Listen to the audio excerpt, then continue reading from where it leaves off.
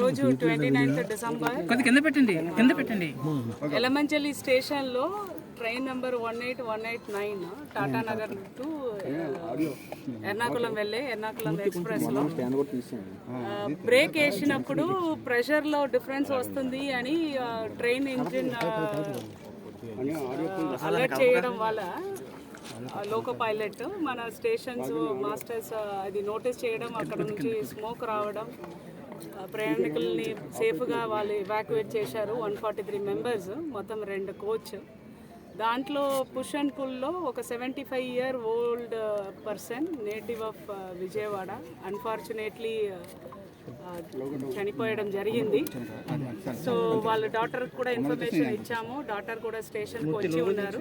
మన railways forensic department వచ్చిన తర్వాత యాక్సిడెంట్ దేని వల్ల జరిగింది, ఆ కోచ్ రెండిట్లో అనేది అసర్టైన్ చేస్తారు. దీని లోపల మనం స్ట్రాండ్ అయిన ప్యాసింజర్స్ అందరికీ కావాల్సిన మిల్క్, బ్రెడ్, బిస్కెట్స్, వాటర్ అన్నీ అందించడం జరిగింది డిస్ట్రిక్ట్ అడ్మినిస్ట్రేషన్ తరఫున. వాళ్ళ ఆ 2 కోచ్ మాత్రం ఇక్కడే ఉంచేసి మిగిలిన కోచ్ అన్నిట్లో కనెక్ట్ చేసి వాళ్ళు టాటా నగర్కి ఇప్పుడే ఎర్నాకుళంకి ఇప్పుడే బయలుదేరారు. ప్యాసింజర్స్ అందరితో కూడా మాట్లాడడం జరిగింది, అష్యూరెన్స్ ఇవ్వడం కూడా జరిగింది. లోకో పైలట్తో కూడా మాట్లాడాను. Is saying that it is an purely an accident.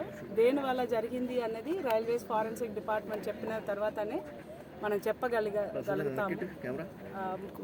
చనిపోయిన వాళ్ళ ఫ్యామిలీకి మన డీప్ సింపతి.